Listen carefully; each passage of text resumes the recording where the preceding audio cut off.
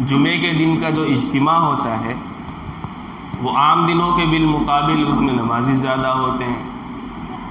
رمضان المبارک کا مہینہ آتا ہے تو رمضان المبارک کے مہینے میں نیکی کرنے کا جذبہ اور نیک اعمال کرنے کا جو ایک احساس ہے وہ عام ہو جاتا ہے، اس کا ماحول بن جاتا ہے، اور وہ لوگ بھی جو پورے سال کچھ نہیں کرتے تو عام طور پر وہ رمضان المبارک کے مہینے میں نیکی کی طرف راغب ہو جاتے ہیں، وہ بھی نیکی کرنے لگتے ہیں۔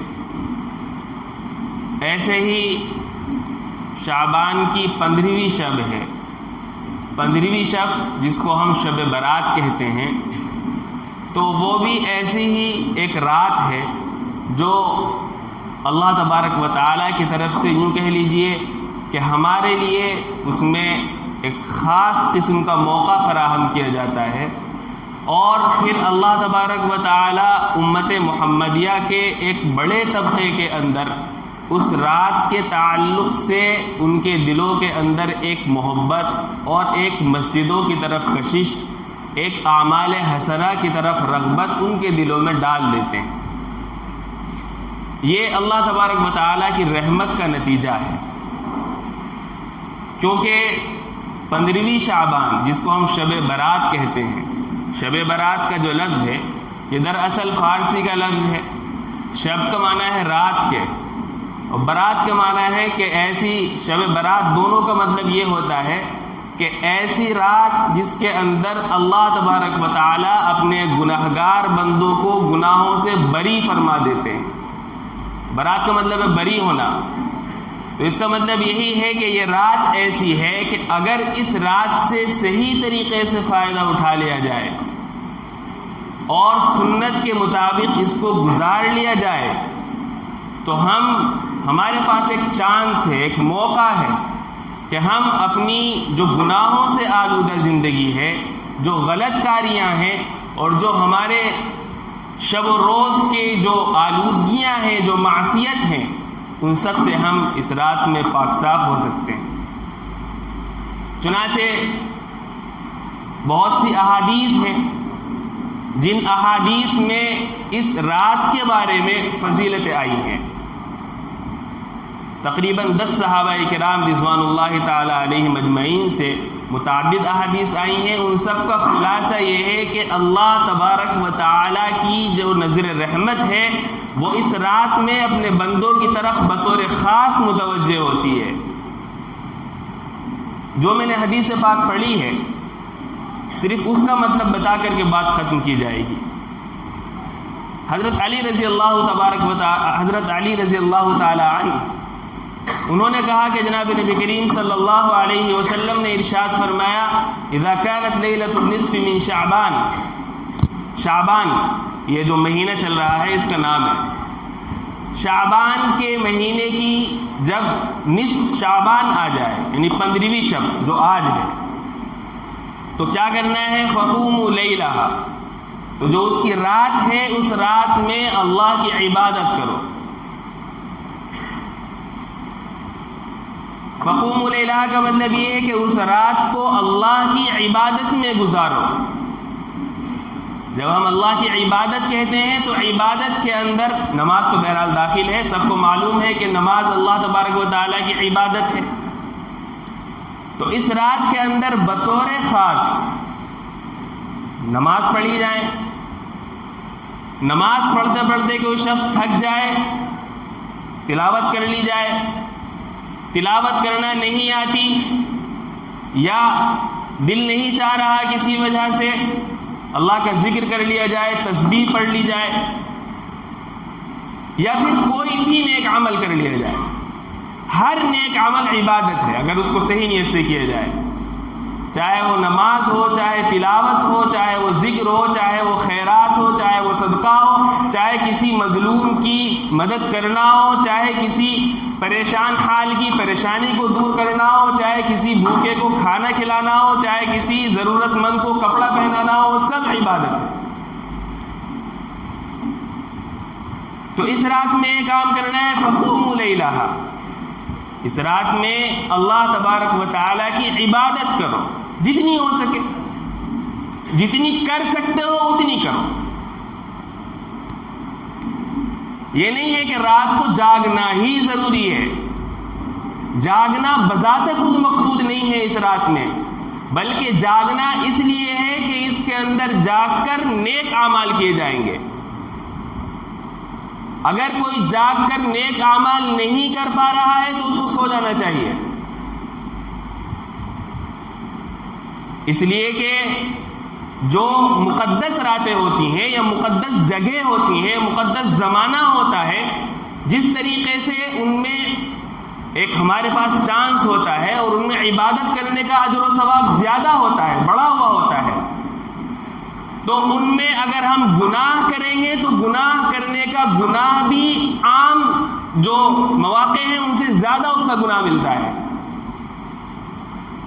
مثال کے طریقے سے گالی دینا غلط ہے، سب کو معلوم ہے، گناہ کی بات ہے۔ ایک شخص سڑک پر کھڑے ہو کر گالی دے رہا ہے تب بھی گناہ ہے، لیکن اگر کوئی مسجد میں آ کر کے گالی دے تب اور زیادہ گناہ ہے۔ کیوں؟ گالی تو ایک ہی ہے، وہی گالی ہے، وہی گالی دینے والا ہے۔ اگر وہ سڑک پر کھڑے ہو کر کے دے رہا ہے تو عام طور پر انسان اس کو نظر انداز کر دیتا ہے، لیکن اگر وہ مسجد میں آ کر کے گالی دینے لگے تو ایک عام انسان بھی جو بظاہر دیندار نہیں ہے اس کو بھی بہت زیادہ وہ بات بری لگے گی کہ اس نے مسجد کا بھی احترام نہیں کیا اور مسجد میں بھی گالی دے دی اس نے، غصہ آ جائے گا۔ وجہ یہ کہ مسجد میں اور سڑک میں زمین آسمان کا فرق ہے، گناہ وہاں بھی ہو رہا ہے تب بھی گناہ ہے، لیکن اگر وہی گناہ مسجد میں ہے تو اس کا گناہ ہونا زیادہ سخت ہو جاتا ہے۔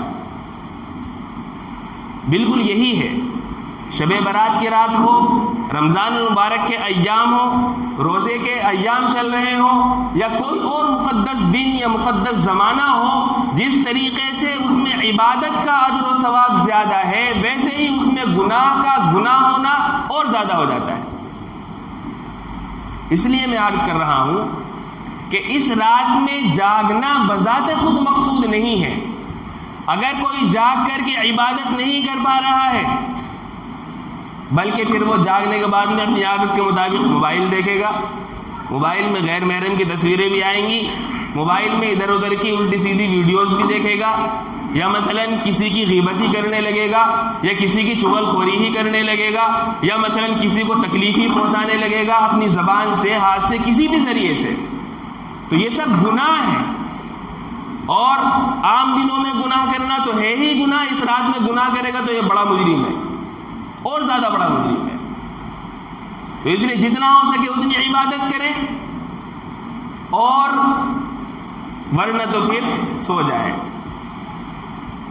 سونے میں کم سے کم یہ ہوگا کہ گناہ نہیں ہوگا، اور صبح کو اٹھ کر کے تہجد پڑھ لیں، اگر کسی وجہ سے تہجد میں آنکھ نہ کھلے تو فجر باجماعت پڑھ لیں۔ پہلا حکم یہ ہے فقوموا لیلا، تو اس رات میں عبادت کرنی ہے۔ یہاں پر ایک بات اور بہت زیادہ غور سے سننے کی ہے کہ جب ہم یہ کہتے ہیں کہ شب برات میں عبادت کرو، اس کو جاگ کر کے گزارو، تو اس کا مطلب یہ ہوتا ہے کہ اپنی عبادت کرو، انفرادی کرو، اور چونکہ یہ عبادت نفل ہے اس لیے نفل ہے تو وہ گھر جا کر کرو۔ چونکہ مسجد میں جو ہے نا، مسجد بنائی گئی ہے فرض نماز کے لیے، فرض نماز ہو اور باجماعت نماز ہو تو وہ مسجد میں کرو، نوافل ہر حال میں اپنے گھر میں پڑھنا افضل اور بہتر ہے۔ نفل نماز یا نفلی عبادت اپنے گھر میں کرو۔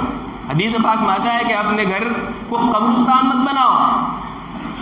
قبرستان کا مطلب یہ ہے کہ اپنے قبر کو اس طریقے، اپنے گھر کو ایسا نہ بنا دو کہ اس کے اندر کبھی نماز ہی نہ ہو، کبھی تلاوت ہی نہ ہو، جیسے قبرستان میں نہیں ہوتی ہے کبھی نماز۔ کوئی پڑھتا ہے وہاں جا کے نماز؟ کبھی نہیں پڑھتا ہے۔ تو حدیث پاک میں آتا ہے کہ اپنے گھروں کو قبرستان مت بناؤ۔ اس کا مطلب یہ ہے کہ گھروں میں ایسا نہ ہو کہ تم کبھی بھی وہاں عبادت نہ کرو، بلکہ گھروں کے اندر بھی ایک حصہ عبادت کے لیے خاص ہونا چاہیے کہ یہاں پر نماز پڑھی جائے گی، یہاں پر ذکر کیا جائے گا، یہاں پر تلاوت کی جائے گی۔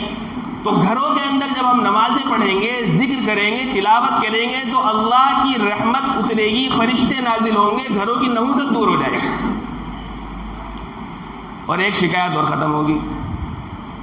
شکایت یہ ہے کہ ہمارے گھر میں نحوسے تھے، بے برکتی ہے، کسی نے کروا دیا، کوئی جھپٹا ہو گیا، کوئی اثر ہو گیا، کسی تعویذ والے کے پاس، کسی اس کے پاس. کون کروا رہا ہے؟ ہمارا ہی کرا ہوا ہوتا ہے نا. کبھی بھی بعض گھر تو ایسے ہیں کہ اس کے اندر کبھی تلاوت ہی نہیں ہوتی ہے، دنوں رات اس کے اندر ناچ گانے چل رہے ہیں اور پورا وہ گھر کیا سنیما بنا ہوا ہے. تو اب ظاہر سی بات ہے ہمارے رحمت کا فرشتے تو آنے سے رہے، پھر شیطان ہی نازل ہوں گے، اور جب شیطان اس گھر میں آئیں گے تو پھر نحوست نہیں آئے گی تو اور کیا ہوگا؟ پھر جادو اور جنتر منتر کے چکر میں ہم پڑیں گے.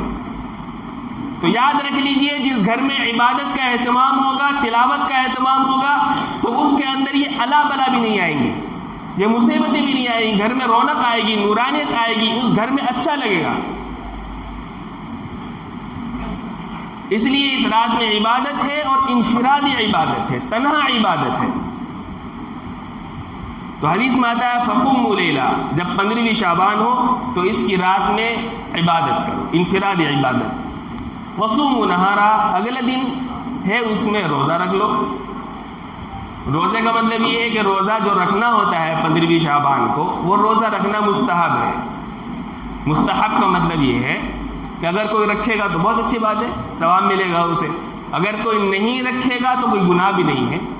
اس لیے کوشش کریں کہ سب رکھ لیں، لیکن اگر دل نہیں چاہ رہا ہے یا رکھا نہیں جا رہا ہے، کوئی عذر ہے تو نہ رکھے. نہ رکھنے میں بھی کوئی مسئلہ نہیں ہے. مستحب کا مطلب ہی یہی ہوتا ہے، کریں گے تو ثواب، چھوڑیں گے تو کوئی گناہ نہیں ملے گا. یہ دو کام کرنے ہیں. پھر اسی حدیث میں آتا ہے، اور اس حدیث میں بھی ہے اور دیگر بہت ساری حدیث میں، سب کا خلاصہ یہ ہے کہ اللہ تبارک و تعالیٰ اس رات میں خصوصی طور پر متوجہ ہوتا ہے اپنے بندوں کی طرف اور ان کی دعائیں قبول کرتا ہے.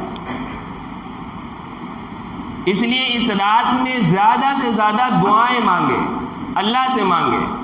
اور دعا کرنا بذات خود عبادت ہے، اور عبادت بھی بڑی عجیب ہے کہ اس عبادت کے لیے نہ وضو کی ضرورت ہے، نہ قبلہ رخ ہونے کی ضرورت ہے. آداب میں سے تو ضروری ہے، لیکن اگر کوئی بستر پر لیٹا ہوا ہے تو لیٹا لیٹا دعا کر سکتا ہے، چل رہا ہے چلتا چلتا دعا کر سکتا ہے، وضو نہیں ہے تب بھی دعا کر سکتا ہے. اور جب کوئی شخص دعا کرتا ہے تو دعا کرنا عبادت ہے بذات خود، بلکہ حدیث پاک میں آتا ہے کہ دعا عبادت ہی نہیں بلکہ عبادت کا نچوڑ ہے، خلاصہ ہے. الدعاء مخ العبادہ. دعا کریں اس رات میں، بطور خاص دعا کریں. کیا مانگیں اللہ تبارک و تعالیٰ سے؟ اپنی ضرورت کی ہر چیز مانگو، چھوٹی ہو بڑی ہو اچھی ہو، جو بھی مانگنا چاہتے ہو اللہ سے مانگو. اللہ کے دربار میں کوئی کمی نہیں ہے، نہ اللہ تبارک و تعالیٰ کے یہاں بخل کا کوئی گزر ہے، نہ اللہ تبارک و تعالیٰ دنیا کے بادشاہوں کی طرح ایسا بادشاہ ہے کہ جہاں اس کو کہیں فائدہ ہوتا ہے تو وہیں دے گا، وہ کسی اور کو نہیں دے گا، غریب کو نہیں دے گا، امیر کو دے گا، یا کسی عام آدمی کو نہیں دے گا، یا کسی کو دے گا. ایسا کچھ بھی اللہ کے دربار میں جو ہاتھ اٹھاتا ہے اس کو ملتا ہے، خالی ہاتھ اس کے لوٹاتا نہیں ہے اللہ تبارک و تعالیٰ. ہاں البتہ احادیث پاک میں جو اس رات میں بطور خاص مانگنے کی چیزیں ہیں وہ 3 چیزیں ہیں جو اسی حدیث میں ہیں. اللہ تبارک و تعالیٰ کے بارے میں اس حدیث میں آتا ہے کہ جب 15ویں شعبان ہوتی ہے تو اللہ تبارک و تعالیٰ آسمان دنیا پر اپنی شایع نشان نزول فرماتے ہیں. اللہ کا نزول فرمانا، چلے جانا آسمان پر، یہ اس کی شایع نشان ہے، متشابہات میں سے ہے. ہمیں اس پر ایمان رکھنا ہے. اور اللہ تبارک و تعالیٰ کی طرف سے اعلان ہوتا ہے، 3 اعلان. ایک اعلان یہ الا من مستغفر فاغفر له، مطلب یہ ہے کوئی مجھ سے مغفرت طلب کرنے والا، معافی چاہنے والا کہ میں اس کو معاف کروں، مغفرت دے دوں. مغفرت ہم سنتے رہتے ہیں، مغفرت کا مطلب کیا ہے؟ مغفرت کا مطلب ہوتا ہے عربی ڈکشنری میں کسی چیز کو چھپا لینا، ڈھانپ دینا. مثال کے طریقے سے ہم سب بیٹھے ہوئے ہیں یہاں پر، ہمارا جو جسم ہے اس جسم کے اندر اگر ہماری کھال یہاں سے کاٹ دی جائے، ادھیڑ دی جائے تو اس کے اندر کیا نکلے گا؟ خون نکلے گا، نجاست نکلے گی. خون نجاست ہے، ناپاک ہے. تو ہمارے بدن کے کسی بھی حصے کو کاٹا جائے، چیرا جائے، پھاڑا جائے، اس میں سے ناپاکی نکلے گی، گندگی نکلے گی، اور جب گندگی نکلے گی تو اس گندگی کے ساتھ ہم کسی کے سامنے آنا یا کسی مجلس میں شرکت کرنا یہ بڑی عیب کی بات ہے۔ اگر کسی کے ظاہر پر گندگی لگی ہوئی ہے، چھپی ہوئی نہیں ہے، تو یہ بہت عیب کی بات ہے۔ تو اللہ تبارک و تعالیٰ نے ہمارے بدن کی گندگی کو ایک خوبصورت کھال دے کر کے چھپا دیا ہے۔ کھال سے چھپی ہوئی ہے گندگی، ورنہ بدن کے جس حصے سے بھی کھال نکالیں گے وہاں سے نجاست ہی نکلے گی۔ تو یہ بھی اللہ تبارک و تعالیٰ کا بڑا کرم ہے کہ ہمارے اندر پورے بدن میں گندگی بھری ہوئی ہے، چاہے جہاں سے نکال لیں، اور اوپر سے ایک خوبصورت سی کھال چڑھا دی، جس سے انسان کا اچھا اور برا ہونا، خوبصورت ہونا، بدصورت ہونا ہم اس سے اندازہ لگا لیتے ہیں۔ اس کو اپنی مجلسوں میں بھی بٹھاتے ہیں، اور اچھی سے اچھی اور سب مجلسوں میں آدمی بیٹھتا ہے، اس لیے کہ اس کی گندگی کے اوپر ایک پردہ پڑا ہوا ہے کھال کا۔ بالکل ایسے ہی ہم جو گناہ کرتے ہیں تو گناہ بھی نجاست اور گندگی ہے۔ اللہ تبارک و تعالی دنیا کے اندر عام طور پر ہمارے گناہوں کی گندگی کو ظاہر نہیں کرتا، بلکہ اس کو چھپا کر کے رکھتا ہے۔ ظاہر سی بات ہے، اگر ہمارے گناہ ظاہر ہو جائیں تو ہمیں کون منہ لگائے گا، کون اچھا سمجھے گا؟ یہ اللہ تبارک و تعالیٰ کی ستاری ہے، اللہ تبارک و تعالیٰ کا کرم ہے کہ اللہ تبارک، ہم گناہ کرتے ہیں لیکن اللہ تبارک و تعالیٰ فوراً اس گناہ کو سب کے سامنے نمایاں نہیں کرتا، ظاہر نہیں کرتا، بلکہ چھپا دیتا ہے اسے۔ حضرت عمر رضی اللہ تبارک و تعالیٰ عنہ، ان کے سامنے ایک چور لایا گیا جس نے چوری کی تھی۔ حضرت عمر امیر المومنین تھے، انہوں نے کہا اس کا چور کی سزا اسلام میں یہ ہے کہ اگر چور چوری کر لے تو اس کا ہاتھ کاٹ دیا جائے گا۔ چنانچہ انہوں نے اس کی سزا سنا دی۔ چور گڑگڑانے لگا اور کہنے لگا کہ امیر المومنین بس معاف کر دیجئے، آئندہ ایسی غلطی نہیں ہوگی، پہلی مرتبہ میں نے چوری کی ہے، اور پہلی مرتبہ پکڑا گیا۔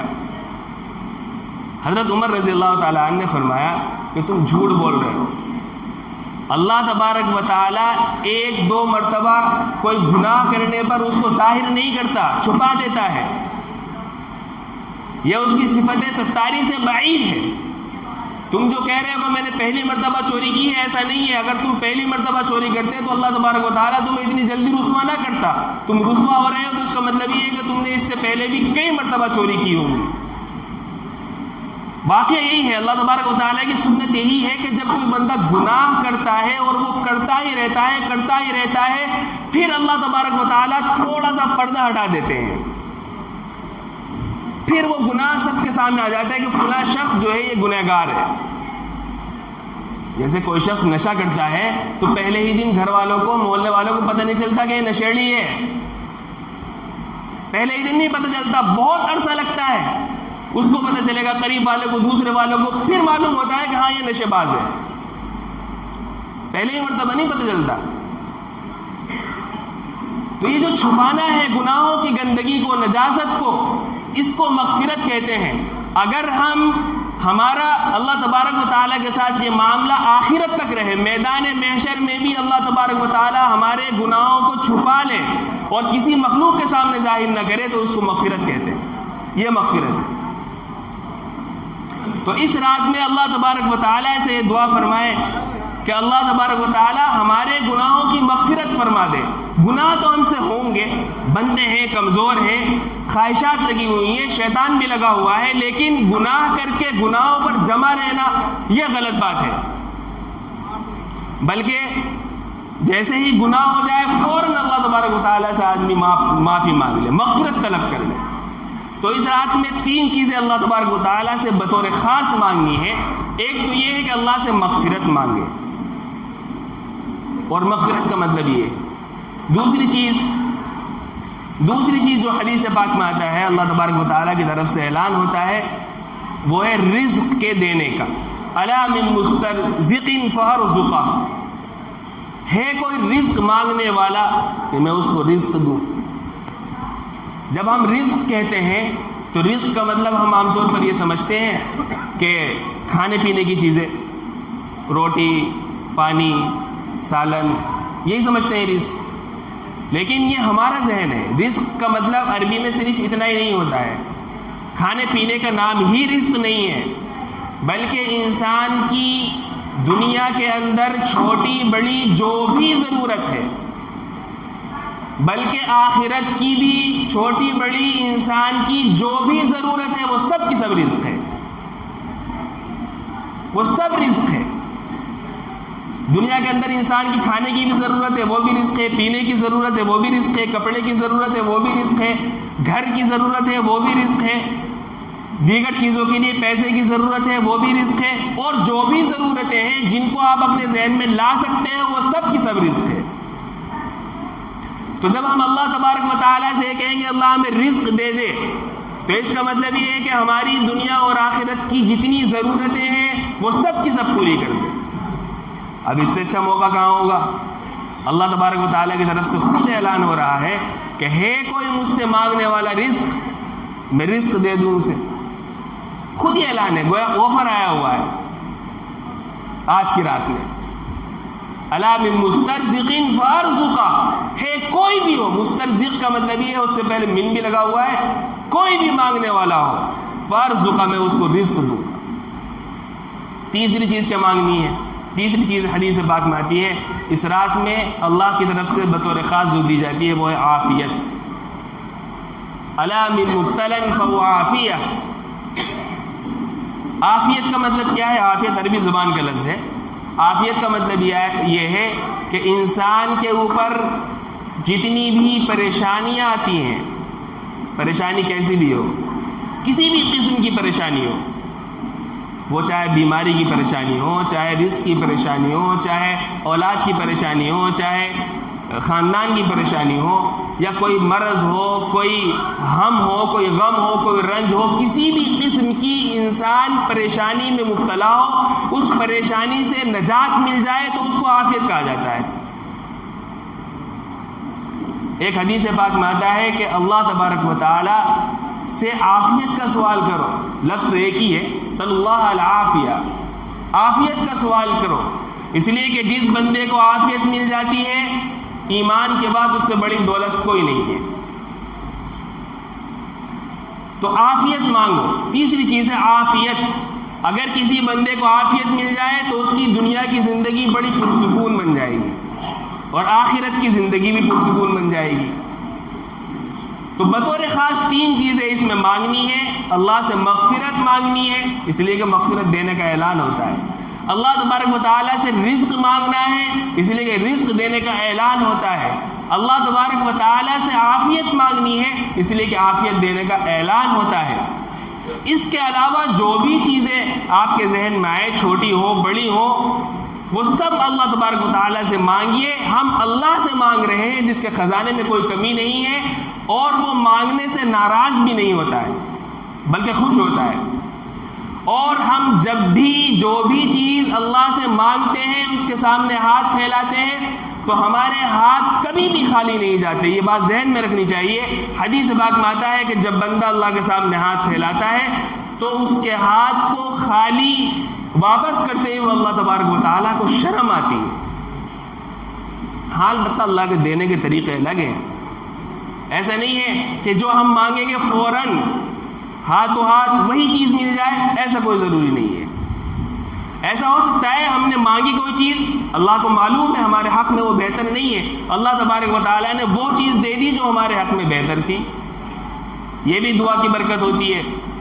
کبھی ایسا ہوتا ہے کہ ہم نے اللہ تبارک و تعالیٰ سے دعا مانگی، بظاہر ہماری دعا قبول نہیں ہو رہی ہے، ہمیں نظر نہیں آ رہا ہے قبول ہوتے ہوئے، بلکہ کوئی ایک مصیبت آنے والی تھی ہمارے اوپر، دعا کی برکت سے وہ مصیبت ختم ہو گئی.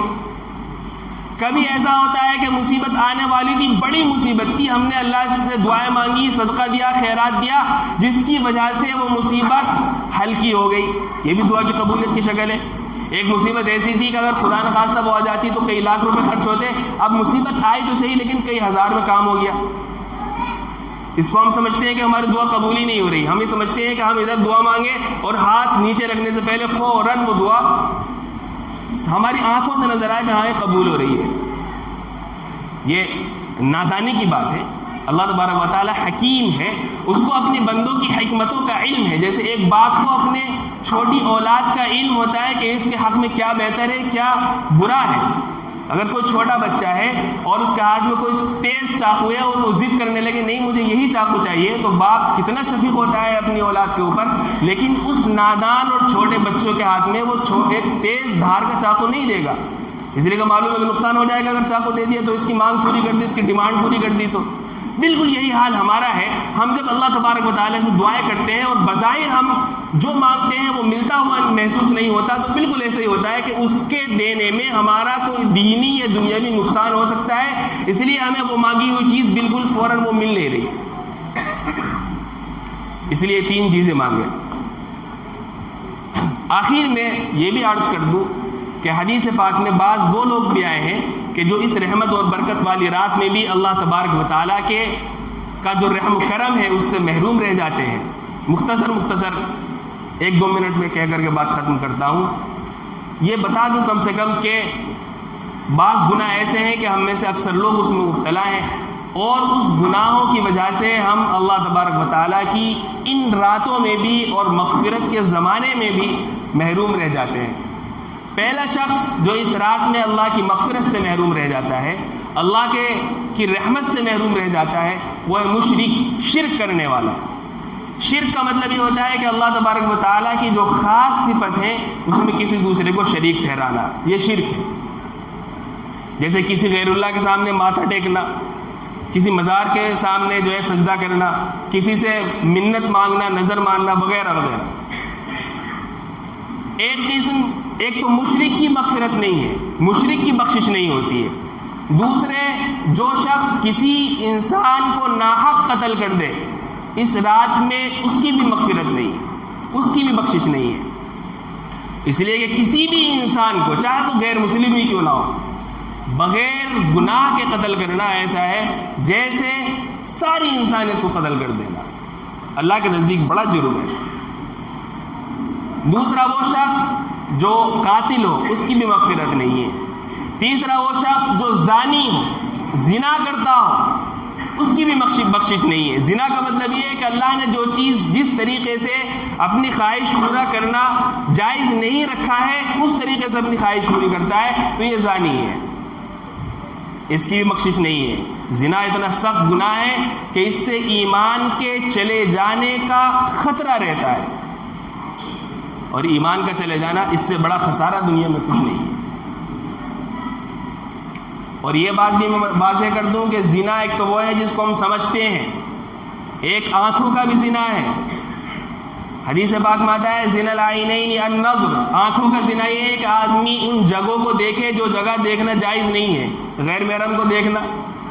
ہمارے نوجوان کتنے مبتلا ہیں، چوراہوں پر بیٹھ کر ادھر ادھر بیٹھ کر کے، اور کہیں بیٹھنے کی بھی ضرورت نہیں، ہر ایک کے پاس موبائل ہے، اس کے اندر غیر محرموں کی تصاویر صبح سے شام تک کتنا دیکھتے ہیں. اتنا دیکھتے ہیں کہ ان کو دیکھنا ہمارے ذہن و دماغ میں یہ لگتا ہی نہیں کہ یہ بھی کوئی گناہ کی بات ہے، حالانکہ یہ آنکھوں کا زنا ہے. کانوں کا بھی زنا ہوتا ہے، ناجائز بات کو سننا یہ کانوں کا زنا ہے. حدیث پاک میں اس کی وضاحت آئی ہے. تو اس رات میں جو مغفرت سے محروم ہے ان میں سے ایک زانی ہے. تیسرا شخص جو اس رات میں اللہ کی رحمت سے دور ہو جاتا ہے، اللہ اس کی مغفرت نہیں فرماتے، وہ ہے والدین کا نافرمان. والدین اللہ کی بڑی نعمت ہے، ان کا ہر جائز کام میں ان کا ماننا ضروری ہے، ہر جائز کام میں. ناجائز کام میں تو کسی کی بھی بات نہیں مانی جائے گی. تو جو شخص اپنے والدین کا نافرمان ہے، ان کی نافرمانی کرتا ہے جائز امور میں بھی، اللہ تبارک و تعالیٰ بھی اس سے راضی نہیں ہے. اس رات میں بھی اس کی دعائیں قبول نہیں ہوتی. ایک وہ شخص، بد نصیب شخص، جو اس رات میں بھی اللہ کی رحمت سے دور رہتا ہے، وہ ہے مدمن الخمر، نشیڑی، جس کو ہم نشیڑی کہتے ہیں، شراب کا عادی. چاہے وہ شراب ہو، چاہے نشے کی کوئی بھی چیز ہو، سلفا ہو یا گولی ہو، کچھ بھی ہو. جو شخص نشے کا عادی ہے، نشہ کرنا اتنا بڑا جرم ہے، اتنا بڑا جرم ہے، اس رات میں بھی اس نشیڑی کی مغفرت نہیں ہے جب تک کہ وہ اپنے نشے سے توبہ نہ کرے. ہمارے معاشرے میں نشہ اتنا رائج ہو چکا ہے تو اس کو بتانے کی ضرورت نہیں ہے، چھوٹے سے لے کر کے بڑے تک سب اس میں مبتلا ہیں. اس رات میں جو نشے میں مست رہتا ہے ہر وقت، نشیڑی ہے، اس کی بھی مغفرت نہیں ہوتی جب تک کہ اس نشے سے توبہ نہ کرے۔ ایک وہ شخص جو اپنا ازار، پائجامہ، پینٹ تکبر کے طریقے پر اپنے ٹخنوں سے نیچے لٹکائے، اس کی بھی مغفرت نہیں ہے۔ یہ گناہ بھی بڑا عام ہے۔ پینٹ پہنتے ہیں جو لوگ پہنتے ہیں، یا پاجامہ پہنتے ہیں، لنگی پہنتے ہیں، تو یہ ٹخنے سے نیچے اگر کوئی لٹکا رہا ہے، حدیث پاک میں آتا ہے ما اسبل من الازار فهو فی النار، یہ حصہ جو ٹخنے سے نیچے لٹکا ہوا ہے یہ جہنم میں جل رہا ہے۔ اور ایسے شخص کی طرف اللہ تبارک و تعالیٰ کی نظر رحمت نہیں ہوتی، اور اس رات میں بھی نہیں ہوتی۔ غور فرمائے کتنا بڑا جرم ہے، کتنے بڑے جرم ہیں یہ جن میں ہم مبتلا ہیں۔ تو یہ چند بد نصیب لوگ ہیں، اس کے علاوہ بھی چند ہیں جن کی اس رات میں بھی مغفرت نہیں ہوتی۔ اس لیے یہ ضروری ہے کہ اگر ہم میں سے کوئی شخص ان گناہوں میں مبتلا ہے جو بیان ہوئے ہیں، ضروری ہے، ایک شخص وہ ہے حدیث پاک میں، یہ بھی بہت زیادہ ضروری ہے کہ جو شخص اپنے کسی مسلمان بھائی سے دل میں کینہ رکھتا ہو، نفرت رکھتا ہو، عداوت رکھتا ہو، اس لیے کہ مسلمان سے کینہ رکھنا، دشمنی رکھنا، عداوت رکھنا، بغض رکھنا بہت بڑا گناہ ہے۔ یہ اتنا بڑا گناہ ہے کہ شب برات کی اس رات میں بھی مغفرت نہیں ہوتی ایسے شخص کی۔ تو اس رات میں موقع ہے ہمارے پاس ان تمام گناہوں سے، اپنے مسلمان بھائی سے نفرت رکھنے سے، خدا نخواستہ اگر کوئی زنا کے گناہ میں مبتلا ہو تو اس سے، اگر کسی کے اندر شرک کی خوبو ہو اس سے، والدین کی نافرمانی سے، ٹخنوں سے نیچے پائجامہ پہننے سے، تکبر کرنے سے، ان تمام گناہوں سے توبہ کرے۔ اور توبہ کرنے کا مطلب یہ ہے کہ دل سے اللہ کے سامنے نادم ہو جائے اور آئندہ یہ کام گناہ کرنے کا عزم کر لے، بس یہ کام کرنا ہے۔ اور دل کا ارادے کا نام توبہ ہے۔ دل میں اگر ہمیں شرمندگی ہو جائے اپنے ان گناہوں پر اور آئندہ نہ کرنے کا عزم ہو تو بس یہ توبہ ہو گئی۔ اللہ تبارک و تعالی ہم سب کو اس مبارک رات میں اس سے فائدہ اٹھانے کی توفیق عطا فرمائے اور سنت کے مطابق عبادت کرنے کی توفیق عطا فرمائے۔ میں نے یہ عرض کیا کہ سنت یہی ہے، چونکہ نفل عبادت کرنی ہے تو مسجدوں کے اندر زیادہ شور و غوغا نہ کر کے زیادہ سے زیادہ اپنے گھروں میں رہتے ہوئے نوافل کا اہتمام کریں، ذکر کا اہتمام کریں، تلاوت کا اہتمام کریں۔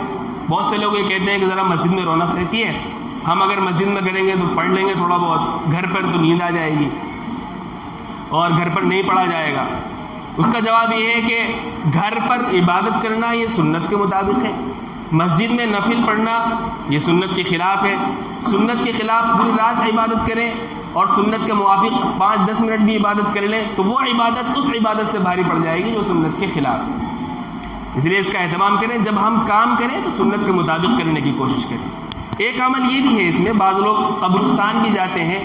قبرستان جانے کا مسئلہ صرف اتنا ہے کہ حدیث پاک میں آتا ہے کہ اللہ کے نبی صلی اللہ علیہ وسلم اپنی زندگی میں صرف ایک مرتبہ خاموشی کے ساتھ قبرستان گئے ہیں، اس لیے ہر شب رات پر قبرستان جانا یہ کوئی ضروری نہیں ہے، نہ ہر شب رات پر قبرستان جانا یہ سنت ہے۔ زندگی میں کبھی بھی خاموشی کے ساتھ قبرستان چلے جائیں اور جانے کے بعد اپنے مردوں کے لیے ایصال ثواب کر دیں، دعائیں مغفرت کر دیں تو سنت ادا ہو جاتی ہے۔ اور اپنے عزیزوں کے لیے قبرستان جا کر ہی دعا کرنا ضروری سمجھنا یہ غلط بات ہے۔ ان کے لیے ایصال ثواب یا ان کے لیے دعائیں مغفرت، ان کے لیے بخشش کی دعا یہاں سے بھی ہو سکتی ہے، مسجد سے بھی ہو سکتی ہے، گھر سے بھی ہو سکتی ہے، قبرستان سے بھی ہو سکتی ہے، سب جگہ سے ہو سکتی ہے۔ اللہ تبارک و تعالی